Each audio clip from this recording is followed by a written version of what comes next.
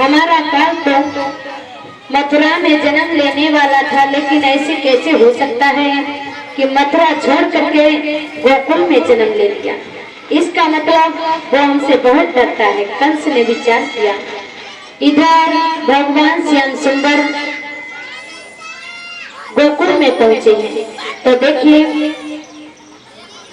5 दिन के हुए हैं। इधर कंस ने उन्हें मारने के लिए पूतना को भेजा है। तो पूतना का वध करने के बाद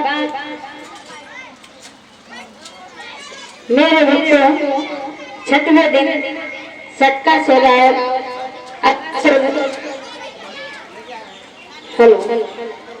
अघासुर बघासुर तृणावर्त नाम के अनेक राक्षसों का वध करने के बाद भगवान कन्हैया थोड़े और बड़े हुए हैं। तो देखिए छोटे छोटे ग्वाल बाल उनके परम मित्र बन जाते हैं।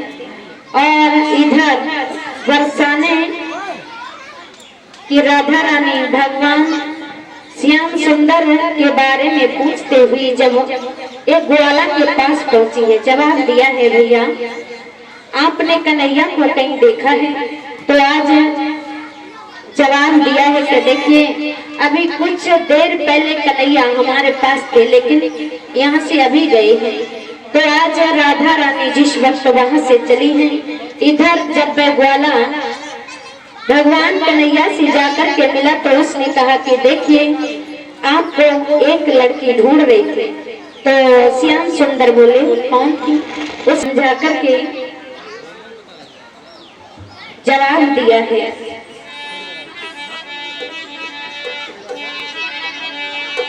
कि तुम्हें ढूंढत है घनश्याम, तुम्हें कोई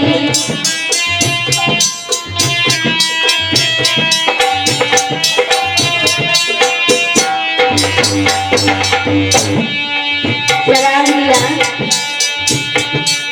तुम्हें कोई ढूंढत है घनश्याम, तुम्हें कोई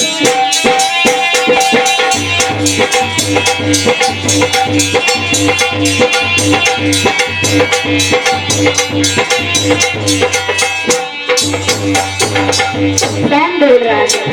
ग्वाला बोला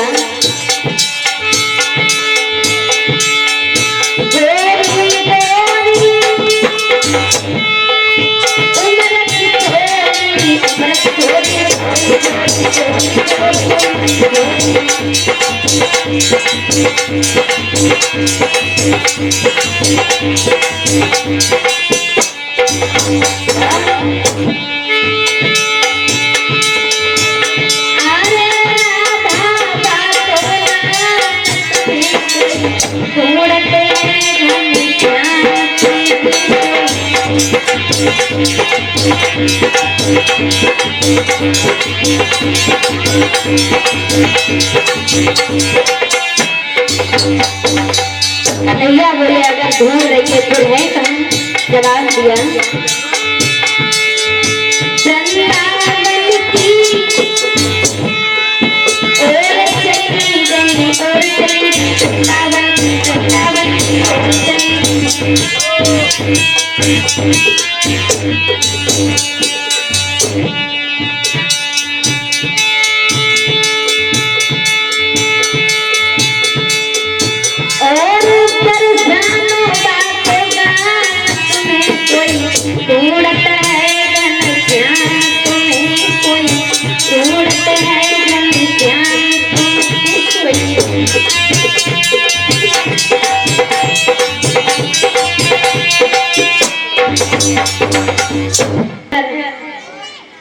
भगवान श्याम सुंदर राधा रानी से जिस वक्त यमुना तट पे जाकर के मिलते हैं, तो जवाब दिया कौन हो तुम आखिरकार, हमसे क्यों मिलना चाहती हो? उसी समय कहा देखिए मैं वृषभान की पुत्री हूँ और मेरा नाम राधा है, आपकी परम सखा बनना चाहती हूँ। और भगवान श्याम सुंदर और राधा रानी में देखिए अत्यधिक प्रेम हो जाता है। तो राधा रानी के तरह भगवान श्याम सुंदर से सभी ब्रज की गोपिकाएं बहुत प्रेम करती हैं। राधा की सखियां ललिता, विशाखा, शीला ये भी भगवान श्याम सुंदर से बहुत प्रेम करती हैं, क्योंकि बताया है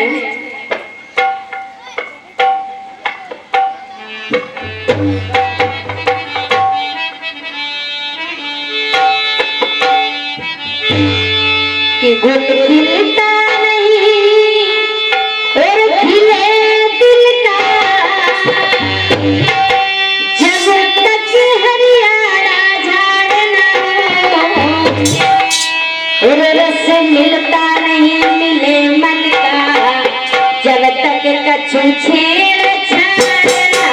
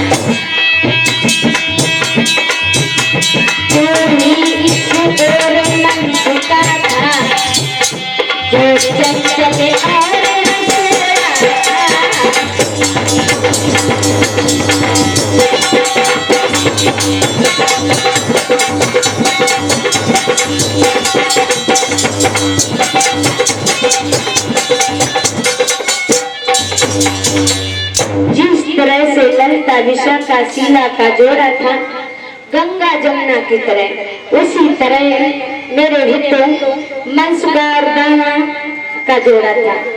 जो मनसुखा था बड़ा ही सोड़ा टाइप का था, बड़ा ही मजाकिया था और भगवान श्याम सुंदर का परम सखा था और उम्र में यानी सभी सखाओं से बड़ा था मनसुखा। तो मेरे हितों इधर श्री सुखदेव जी कहते हैं भगवान कन्हैया जब थोड़े बड़े हुए हैं तो गायों को यानी उनकी माता ले जाने नहीं देती है, लेकिन फिर भी जबरदस्ती बछड़ों को खोल करके बलदाऊ के पीछे पीछे जाते हैं गायों को चराने के लिए। भगवान श्याम सुंदर अपनी लीलाएं कर रहे हैं गोकुल बरसाने में। इधर सभी देवताएं भगवान श्याम सुंदर से बहुत प्रेम करती हैं। भगवान श्याम सुंदर ने माखन की चोरी क्यों की? देखिए ये गोपिकाओं का प्रेम था जिसके लिए उन्होंने ये चोरी की थी, बल्कि भगवान कन्हैया के यहाँ पर किसी बात की कोई कमी नहीं थी, ना ही धन की ना ही माखन की कोई कमी नहीं थी। लेकिन गोपिकाएं स्वयं भगवान कन्हैया को अपने यहाँ पर माखन की चोरी करने के लिए बुलाया करती थी, क्योंकि वे श्याम सुंदर से बहुत प्रेम किया करती थी। कोई कोई तो स्वयं अच्छे से देखिए मटकिया में दही जमा करके रख देती थी, इतनी ऊंचाई पे रखती थी ताकि आसानी से कन्हैया उस मटकी तक पहुंच सके। यहाँ तक बताया है गोपिकाएं कहती हैं कन्हैया कि चित चोर तुम्हारे खाने को और रखा है दही ठिकाने से, मेरे मोहन मेरे छलिया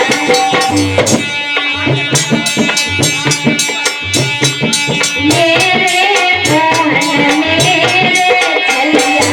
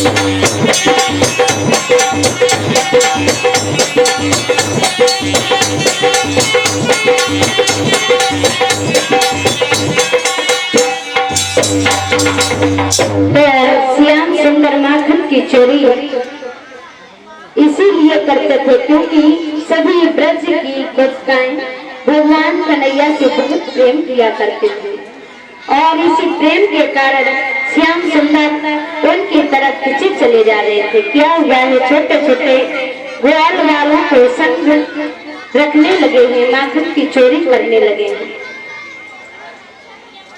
बोलिए साची दरबार की, गोविंद भगवान की।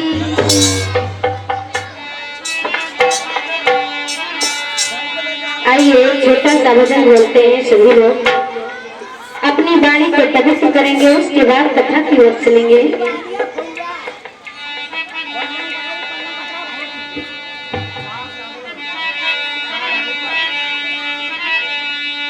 कि मेरे अरे दो हाथन के काना अरे ढीले पड़ गए सावरिया।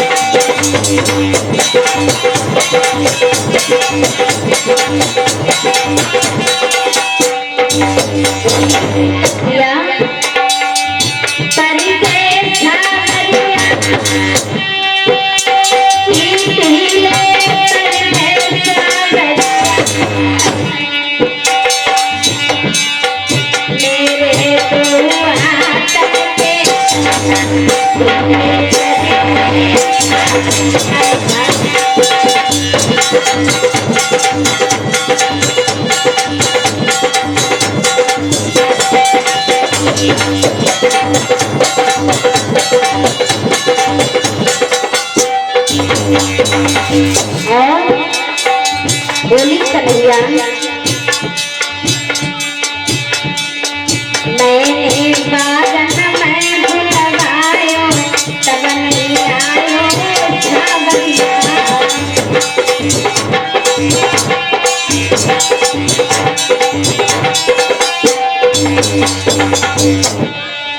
मैंने बगिया में बुलवायो तब नहीं आयो छावरिया।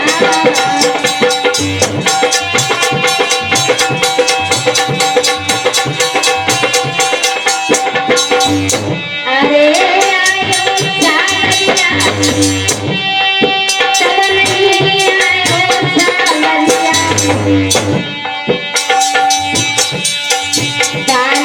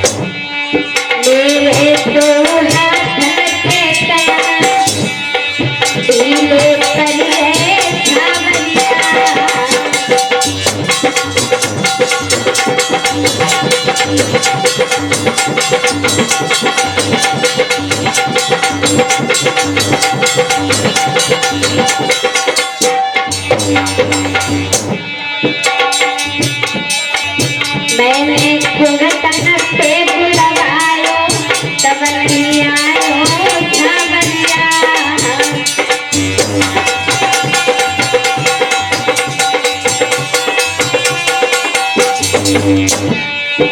अरे आयो झावरिया की फिर नहीं आयो झावरिया।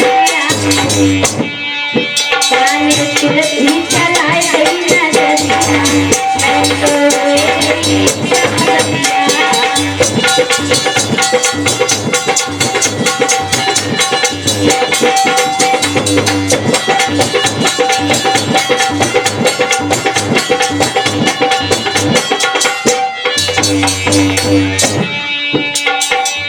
मेरे दो हाथ के दिले पर गए झावरिया।